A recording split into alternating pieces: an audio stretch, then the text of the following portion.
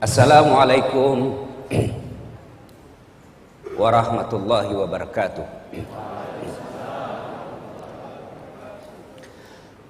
Alhamdulillah, alhamdulillahi rabbil alamin.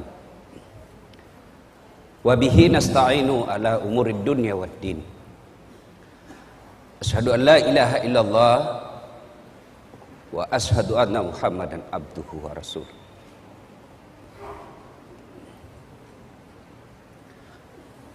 Allahumma salli ala sayyidina Muhammad wa ala alihi wa sahbihi ajmain.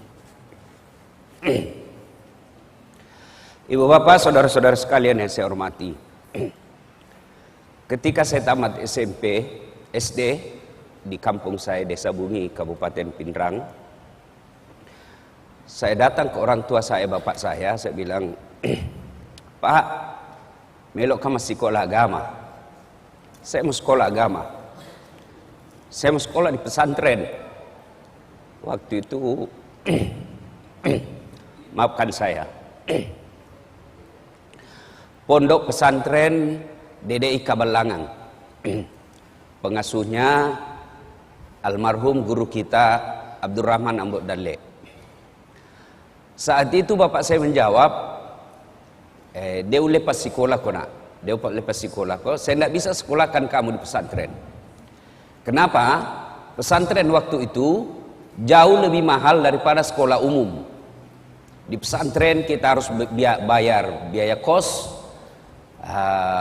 biaya makan dan lain sebagainya. Sementara sekolah umum hanya membayar SPP dan OSIS. Waktu itu saya pengurus remaja masjid, masih saya SD. Lalu saya ngadulah saya dalam tahajud. Alhamdulillah masih SD saya sudah kenalan itu salat tahajud. Saya ngadu kepada Allah. Kalau bahasa Bugisnya mah peletuk kak. Tidak ada keluarga aku orang kaya, tidak ada keluarga aku pejabat.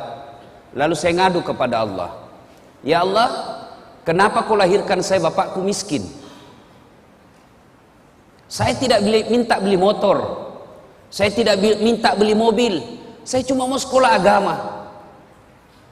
Alhamdulillah saya malah sekolah umum, SMP di kampung, SMA 4, sarjana saya ada 2, sospol 1, sarjana syariah 1, sospol pun hampir 4 semester saya rahasiakan ke bapak saya, karena bapak saya tidak mau kalau saya sekolah politik. Dia bilang, itu politik pak, boleh-boleh. Saya selesai S2, S3 dan seterusnya. Apa yang membuat saya terharu? Alhamdulillah saya bisa jadi ustadz meskipun saya tidak pernah mondok.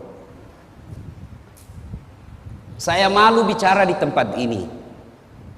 Di sini kumpulan orang-orang soleh, ada guru-guru kita.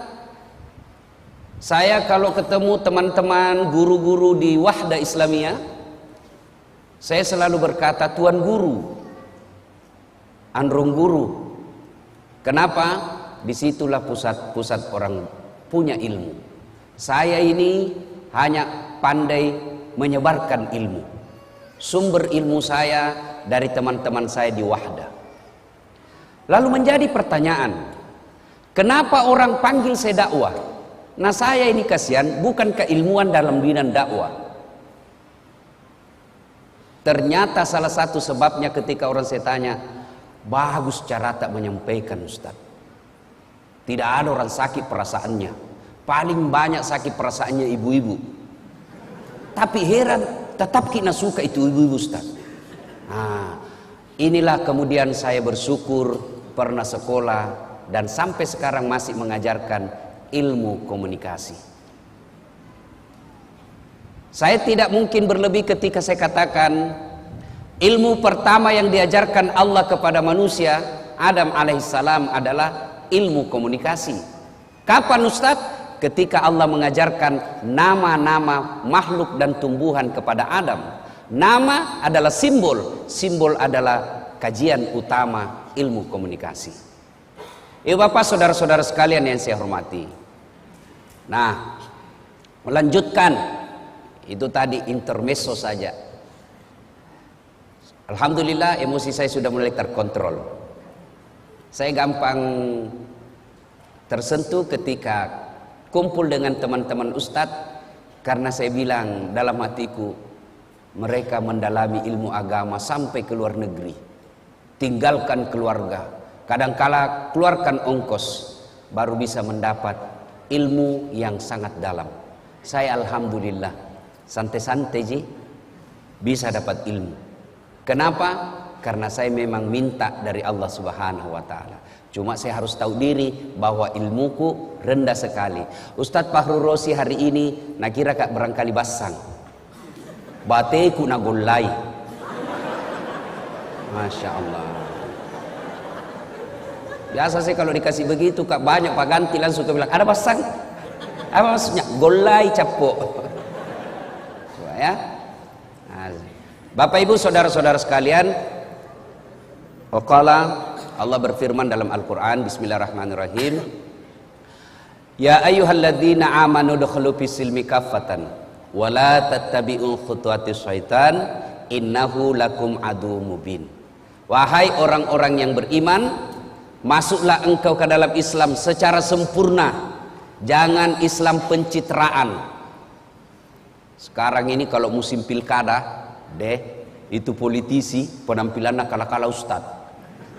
Rapat songkoknya, pakai serban, pakai gamis, nah bungkus dirinya serban putih, baru pegang tasbih besar, foto pasang baleho 4x6, kala-kala penampilan Ustadz Dasad. Begitu disuruh imam sholat maghrib, nah bilang Ustadz, paruh suaraku. Jangan Islam seperti itu, pencitraan. Dan masuklah ke dalam Islam secara benar, dan janganlah engkau ikuti langkah-langkah setan, karena sesungguhnya setan itu musuh yang nyata bagi kalian. Nah, kira-kira kalau pengajian begini Bu, ada enggak setan di tengah-tengah kita? Kira-kira ada setan Ibu? Ada. Bukan popo, bukan parakang, bukan uka-uka, tapi apa setan yang ada di tengah-tengah kita? Bentuknya handphone. Apa? Orang sudah ceramah masih menggesek. Katanya mau dengar pengajian, mak download ji. Simpan dulu HP ta. Serius kah ini? Serius, simpan dulu. Simpan dulu. Bagaimana kita mau dengar ceramah kalau kita fokus di HP? Ada juga pura-pura foto itu. Padahal dalam hatinya dia HP baru. Ada yang lebih parah, udah foto kak dulu, baru nak share di grup Tablik Akbar bersama Ustadz Dasad. Tapi itu ji bajunya nak pakai waktu di TV One. Itu ada juga begitu. Nah ibu bapak saudara-saudara sekalian, pada Tablik Akbar kali ini tema yang saya ingin sampaikan fokus pada cinta. Adik-adik ini yang banyak kecuping-kecuping. Ini adik-adik percayalah, semua penyakit kita ingin cepat sembuh. Mau penyakit kusta, sakit kepala, sakit gigi, sakit utang, semua kita ingin cepat sembuh.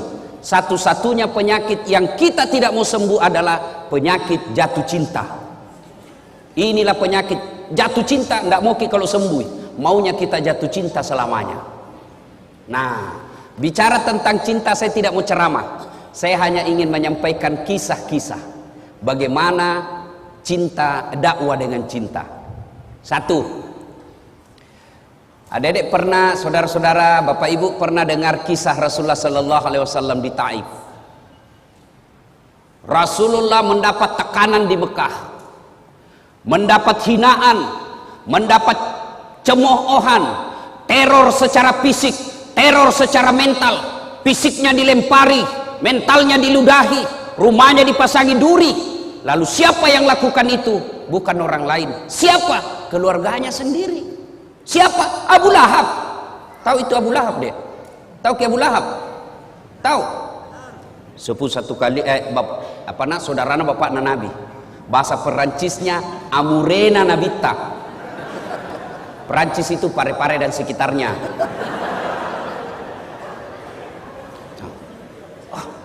Kalau orang lain yang teror kita, bos, bisa dilawan.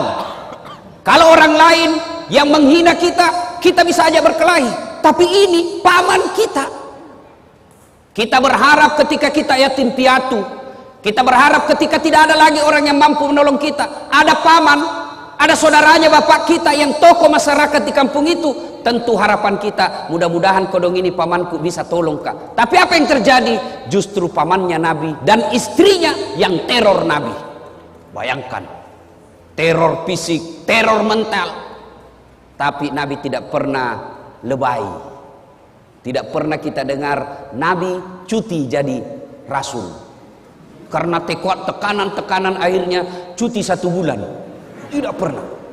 Lalu dalam desakan dan hinaan seperti itu, Rasulullah Sallallahu Alaihi Wasallam ke Taif.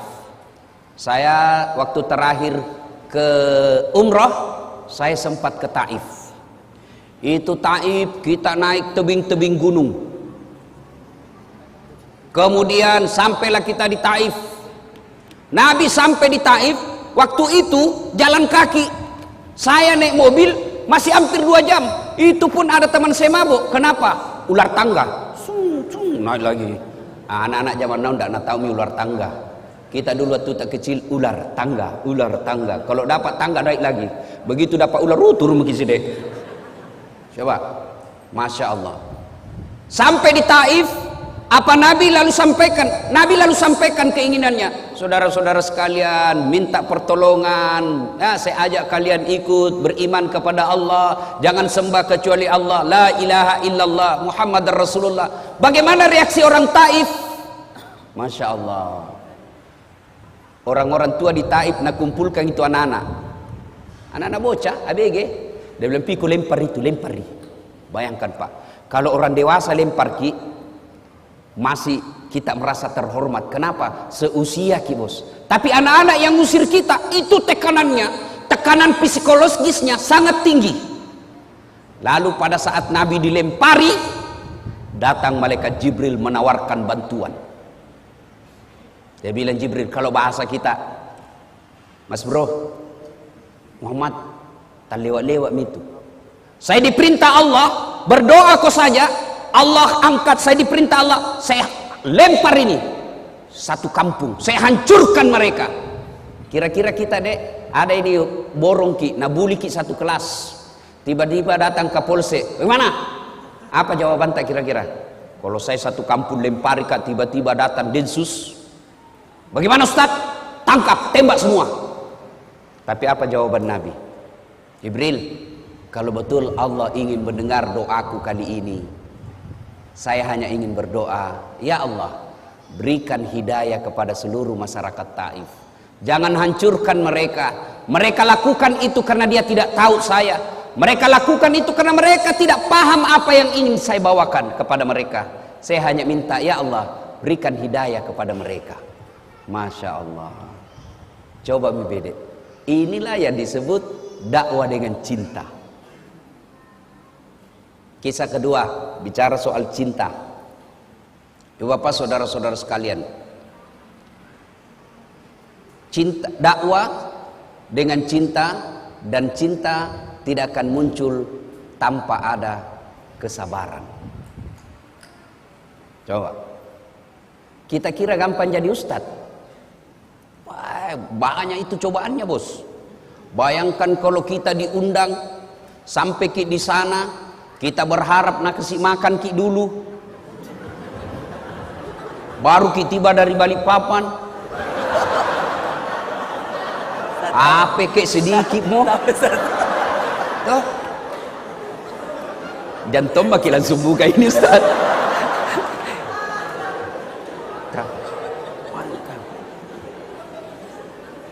Coba, tidak gampang jadi ustadz. Belum lagi saya pernah diundang ke Pulau Kijang. Pulau Kijang, Sumatera, Riau, tapi pedalaman. Waktu nak telepon kak, Assalamualaikum Ustaz. Waalaikumsalam. Betul Ustaz Dasat, betul sekali. Kenapa ki?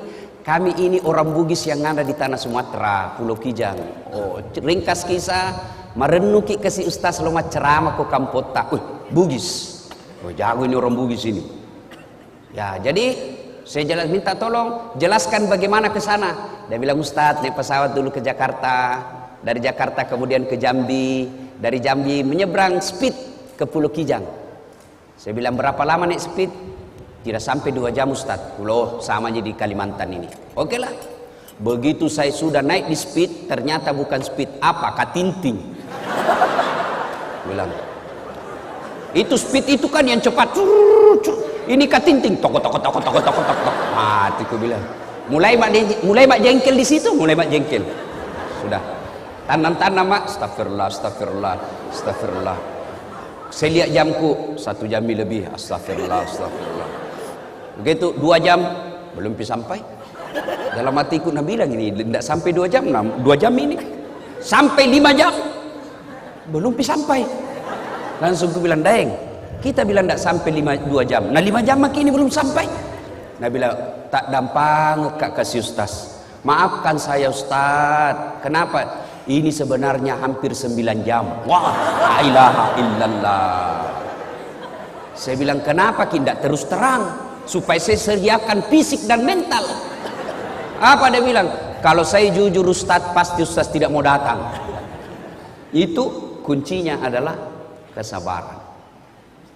Itu baru perjalanan bos, belum lagi diri honor. Ada togi yang tipu Ustaz itu. Masuknya Ustaz, tapi Ustaz sampai pakai saya kirim di rekening tak. Oh iya siap. Sampai sekarang nggak dikirim-kirim. Betul ini Pak. Ada juga dan itu pejabat. Bayangkan itu mentalnya pejabat Indonesia. Ustaz saja netipu. Belum lagi yang napotong. Lebih banyak ngambil daripada kita. Khutbah Jumat, biaya rutin 200.000. Begitu sampai di rumah, 50.000 di sini. Bayangkan, lebih banyak ngambil dari kita. Coba bayangkan. Itu kisah-kisah perjalanan dakwah. Apalagi belum lagi yang nak kasih kotak kosong, kwitansi kosong. Selesaiin terutama di kantor-kantor. Selesai mungkin ceramah tabis tas kwitansi. Berapa? Kasih kosong bisa aja Ustaz. Aku bilang jangan ambil maki semua.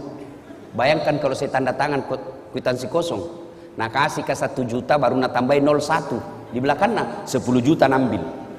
Baru nak kasih ke 1 juta 9 juta nambil. Maka saya bilang jangan bos, ambil maki semua. Kalau saya tanda tangan saya ikut berpartisipasi dalam kebohongan.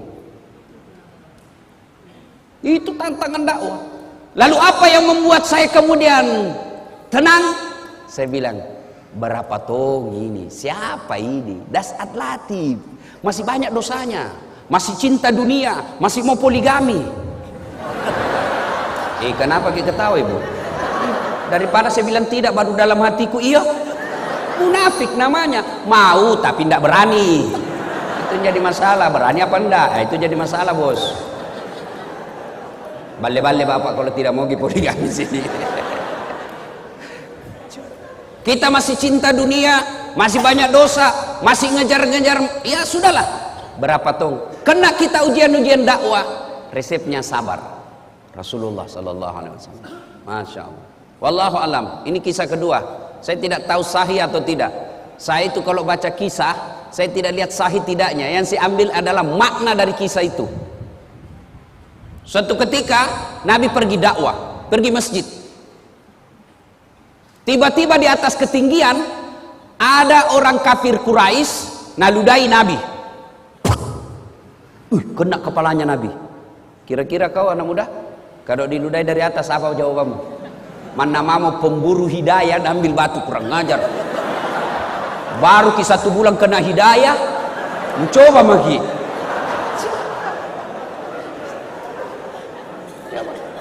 Nabi begitu diludai, Nabi lihat ke atas dan senyum. Apa dia bilang? Bos, salah tempat ludahmu. Kepala aku nak kena, tapi tidak apa-apa ji. Fish. Lewat lagi besok Nabi. Di tempat yang sama, waktu yang sama, ditunggui memang ini, diludai lagi. Kena lagi Nabi, dia bilang ji Nabi, tidak apa-apa ji bos, aku maafkan kau. Ketiga kalinya, hari ketiga masih begitu. Besoknya lewat Nabi, tidak ada mina, tunggu-tunggu Nabi. Mana langgananku ini? Biasanya ada ludaika di sini. Oh, sampai Nabi tanya, siapa kenal si fulan? Oh ya, di mana rumahnya? Biasanya saya lewat situ ada ludaika. Tidak tahu kenapa ini tidak ada. Oh, dapat informasi. Malah saya Nabi, sakit dia ya Rasul. Kamasian aku dong. Akhirnya Nabi pulang ke rumahnya dan berkata kepada istri beliau, ya Ummul Mukminin Khadijah, ada roti? Ada kurma? Ada. Bungkus sih. Mau kemana ya Rasul? Mau pergi lihat langgananku. Sakit kodong. Sampai dia ketuklah rumahnya itu orang ludah Nabi. Assalamualaikum. Siapa? Muhammad. Muhammad siapa? Langgananmu bos. Mati. Mak dah maki. Datang Muhammad balas dendam ini. Selesai dia bilang, saya tadi lewat di tempat biasa. Saya cari-cari tidak ada. Rindu-rindu tuh nggak kurasa dengan ludata. Ternyata sakit bede. Ini ada roti saya bawakan ki, ada kurma saya bawakan ki. Kita makan, saya doakan ki mudah-mudahan cepat sembuh. Masya Allah. Mendengar ini, apa jawabannya ini orang tadi yang teror secara fisik dan mental Nabi? Apa dia katakan? Dia bilang, Abu Jahal saja yang sewa saya untuk teror kamu, tidak datang lihat saya sampai sekarang. Justru kamu orang pertama yang datang membesuk dan mendoakan saya. Luar biasa akhlakmu ya Muhammad. Masya Allah. Akhirnya apa? Ini orang menyatakan, saksikan ya Muhammad, la ilaha illallah Muhammad Rasulullah. Tiada Tuhan selain Allah dan Muhammad adalah utusan Allah. Saya tidak persoalkan ini kisah sahih atau tidak. Jangan lagi nanti share nabuli lagi di Facebook. Itu ustaz palsu. Sudah aku kasih tahu ki. Saya tidak persoalkan sahih tidaknya ini kisah. Yang saya ingin ambil adalah makna dari kisah itu. Pelajaran yang ingin kita ambil. Dulu waktu saya kecil ada buku yang selalu saya baca, Kisah Berhikmah. Kita ambil hikmah dari kisah itu. Inilah cinta harus dengan kesabaran. Tidak mungkin ada cinta kalau tidak sabar. Termasuk ibu-ibu. Kalau tidak sabar menghadapi suami kita, jatuh itu cinta. Nah, mau bicara tentang cinta yang hebat, Masya Allah. Ada seorang wanita, kembali lagi. Ini saya baca kisahnya, ternyata didaifkan hadisnya. Siapa dia? Ayub alaihissalam. Ayub alaihissalam. Itu Ayub alaihissalam, adik-adik sekalian, luar biasa, alim, taat beribadah. Allah kelimpahkan beberapa rezeki kepada Ayub alaihissalam. Tapi hebatnya Ayub alaihissalam, kaya dermawan, kaya sogi malabo. Yang banyak di Indonesia, kaya pelit, kaya seke, kikirigalla paku jambatang. Pelit, bakil. Tahu orang di kampungku bilang kikiri galang, paku jambatang. Apa artinya? Kikiri galang, kikiri itu galang, tidak mau makan. Paku jambatan basi nupaku, tidak mau mempan. Itu orang pelit. Duduk maki sama-sama berharap karena dia kaya na traktir tidak tong, langsung saja tabe tas pulang dulu. Dalam hatiku tidak tong na bayar kanga ini. Coba, itu orang kikir. Ini Ayub alaihissalam kaya dermawan. Lalu seluruh malaikat memujinya. Luar biasa Ayub alaihissalam. Malaikat ikut memujinya. Satu makhluk Allah yang cemburu. Siapa? Iblis laknatullah alaihi. Nabi bilang Iblis, tunggu dulu Tuhan. Dia begitu Ayub, baik agamanya, taat beribadah, dermawan, karena dia kaya. Coba kalau dia miskin. Tidak begitu. Allah berfirman, saya lebih tahu dari kau Iblis. Dia bilang tidak mementok. Iblis dia bilang kalau begitu Tuhan, kasih saya kesempatan menggoda ini Ayub. Allah kemudian silakan. Satu, jangan cabut nyawanya. Siap. Akhirnya apa? Ayub alaihissalam terbakar seluruh hartanya. Kebun-kebunnya musnah. Binatang-binatang ternaknya mati karena penyakit. Begitu miskin, datang Iblis. Ayub masih bersikir, dibisik. Ayub, sudah mau. Apalagi kau puji-puji Tuhanmu? Bayangkan ambil hartamu. Jangan kau puji-puji Tuhanmu. Apalagi Tuhan apa itu Tuhanmu? Apa kata Ayub alaihissalam? Bos, yang kau banyak bicara di situ nah? Bukan begitu di hadis, bukan. Ini bahasa Ustaz. Supaya enak didengar, bos. Tuh, bayangkan kalau lapar kita baru serius sekali, tambah lapar orang. Tuh. Nah. Bahkan dilupakan. Akhirnya apa? Apa kata Ayub? Dengar baik-baik adek. Dengar baik-baik ibu. Alhamdulillah, sempat kaya, sempat punya kebun, sempat punya binatang ternak. Banyaknya orang kodong sampai sekarang tidak ada kebunnya, tidak ada ternaknya. Ini harta titipan Allah. Inna lillahi wa inna ilaihi rajiun. Allah yang kasih saya di dunia, Allah ingin ambil, silakan. Yang penting lebat Tommy. Nabi bilang orang Bugis, taruh meti ke pura moir rede. Oh, Nabi bilang kalau bahasa kita, dia bilang kira-kira kalau bahasa kita ya, apai. Dia bilang itu iblis, apai. Masih mau kok? Hebat gitu. Nabi bilang tidak. Itu Ayub begitu karena dia anaknya. Coba kalau tidak ada anaknya. Allah berfirman, tidak ada anaknya atau tidak, dia taat. Akhirnya apa? Wafat lagi anaknya. Datang lagi iblis. Bos, sudah itu kau sembah Tuhanmu. Bayangkan, dari ada hartamu, nambil mi. Sekarang anakmu lagi nambil, sudah mi. Apa kata Ayub alaihissalam? Jangan kau hanya bicara di situ deh. Bosan kuliah kok. Coba. Alhamdulillah, sempat kau punya anak. Banyaknya itu orang kodong bertahun-tahun sampai tua tidak punya anak. Alhamdulillah ada anakku. Setan tak kancing. Tapi dia jujur lagi sama Allah. Tidak memang Tuhan. Coba kalau dia sakit tidak mungkin dia begitu. Allah dia bilang saya lebih tahu sehat atau sakit. Dia tetap sabar beribadah kepadamu. Akhirnya apa? Dicoba lagi Ayub alaihissalam. Dengan apa? Penyakitnya tidak tanggung-tanggung. Seluruh anggota tubuhnya dimakan ulang. Kira-kira kalau sekarang penyakit kulit tingkat paling tinggi. Bahkan riwayat yang saya baca itu kelihatan itu sedikit tulang-tulang pipinya. Apa itu di sini karena habis dimakan ulat. Ayub alaihissalam datang lagi di iblis. Bayangkan Tuhanmu nambil hartamu, nambil anakmu. Sekarang kau lagi nak kasih sakit. Sudah mi. Apa kata Ayub alaihissalam? Bosan-bosan kuliah kok. Tak berhentimu datang sama saya. Tidak ada apa-apanya ini. Masya Allah, puluhan tahun saya sehat. Masa gara-gara penyakitku yang baru sesaat ini saya lalu melupakan nikmat Allah? Tidaklah. Inna lillahi wa inna ilaihi rajiun. Lalu datang lagi istrinya.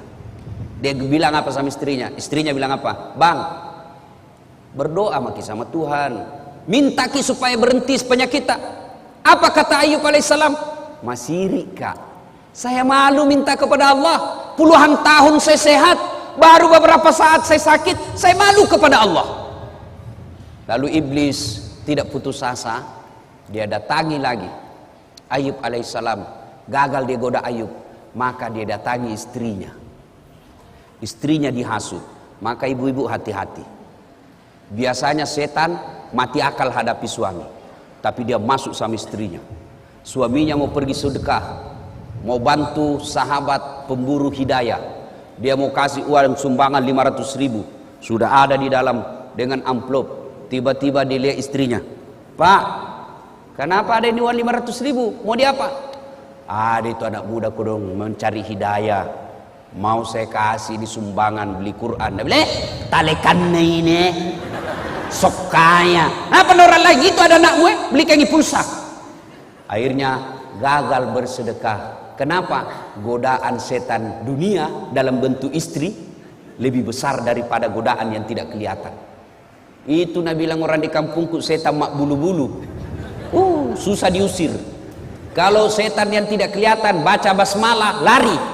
Kalau istri tak dibacakan Yasin, Nabi bilang, kok kira kak mati? Coba. Sampai-sampai ada bapak-bapak ditanya sama istrinya, ada warna kau sudah simpan di bawah tempat tidur. Didapat sama istrinya. Nah bila istrinya, Pak, uang apa ini? 1,5 juta. Uang sial. Maksudnya apa? Batin aku sembunyi udah apa Ji?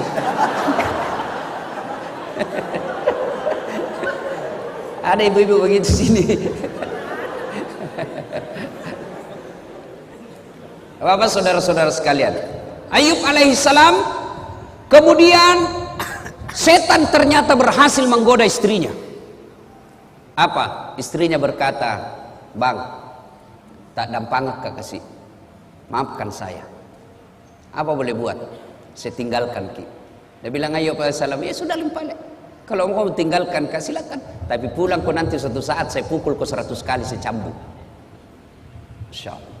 Tidak sampai di situ godaan setan. Apalagi penduduk satu kampung dihasut. Dia datangi penduduk tokoh-tokoh masyarakat. Dia bilang, usir Ki Ayub. Usir dari kampung. Kenapa? Nah, tulari kau nanti itu penyakitnya. Dia akan membawa satu kampung ini penyakit, semua kena penyakit. Usir Ayub. Datang kepala kampungnya. "Ayub, maafkan kami cinta kepadamu Ayub, tapi mohon maaf, kami takut ketularan penyakitmu." Ayub alaihissalam lalu berkata, lemukna tu nyawamu mbok, teganian kau, tolong angkat tangan di antara kalian, siapa yang tidak pernah saya bantu? Tolong ini penduduk kampung, angkat tanganmu, siapa yang tidak pernah saya bantu? Lalu ini kepala kampung bilang, "Kami sadar Ayub, sudah kau bantu kami semua, tapi takut ke penyakitmu."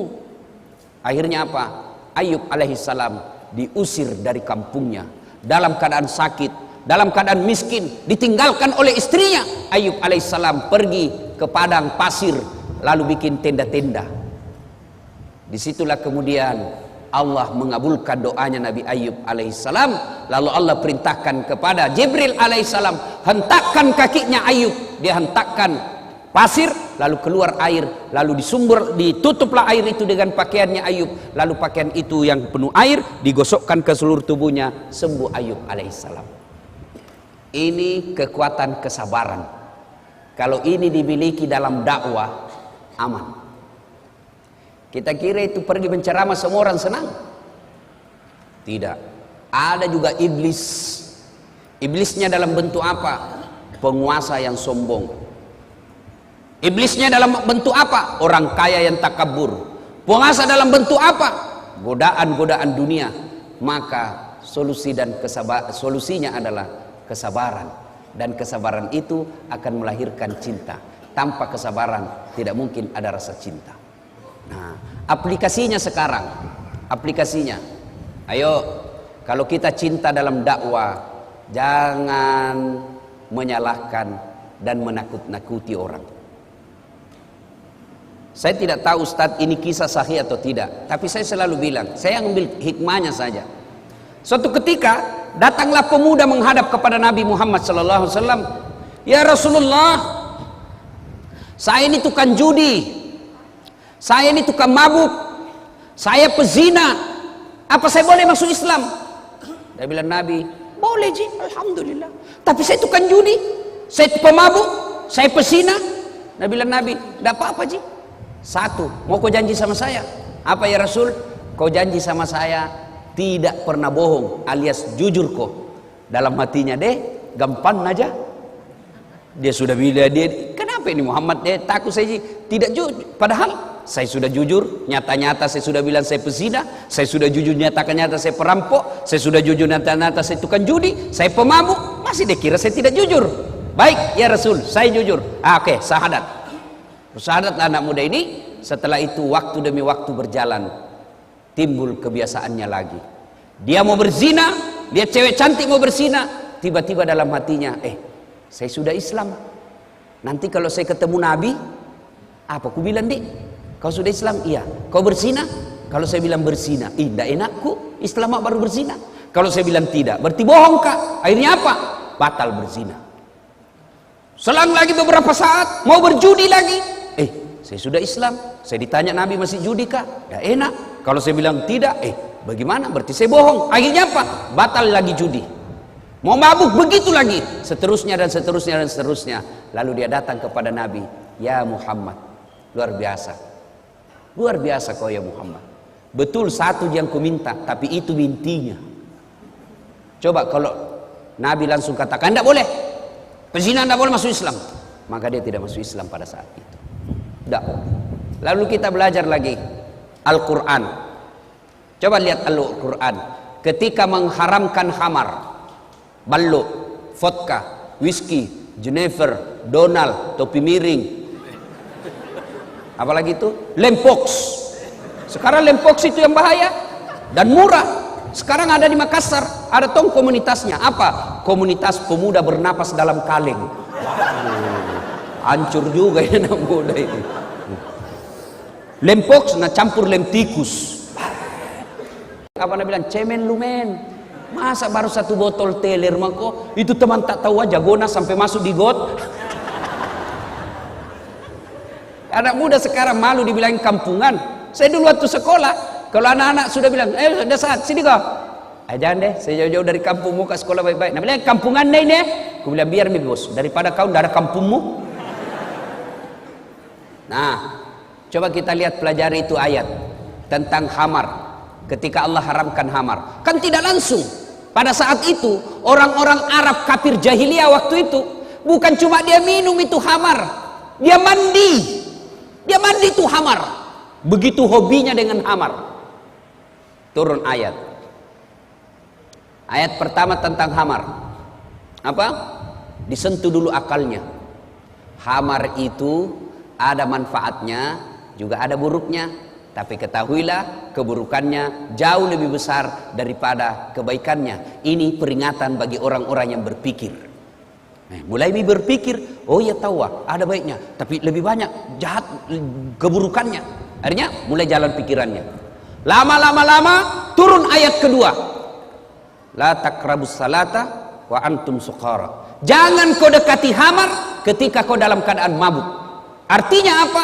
Yang tadinya orang Islam sudah masuk Islam, yang tadinya orang kafir masuk Islam, 5 kali sehari semalam sholat, artinya 5 kali tidak boleh mabuk. Maknanya dalam sehari makin jauh dia dari khamar.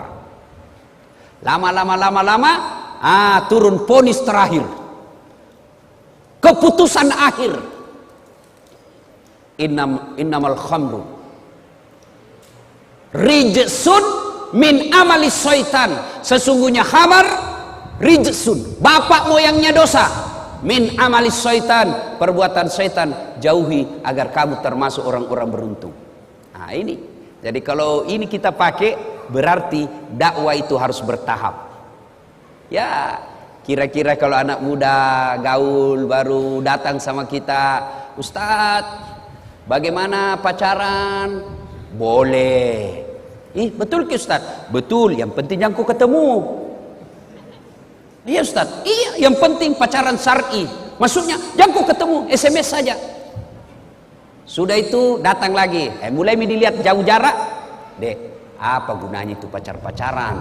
Kasih habis pulsa, bikin pikiranmu mumet, bikin hayalanmu berdosa. Sudah jangan saja. Lebih baik kau langsung lamar. Tapi tidak ada pekerjaanku.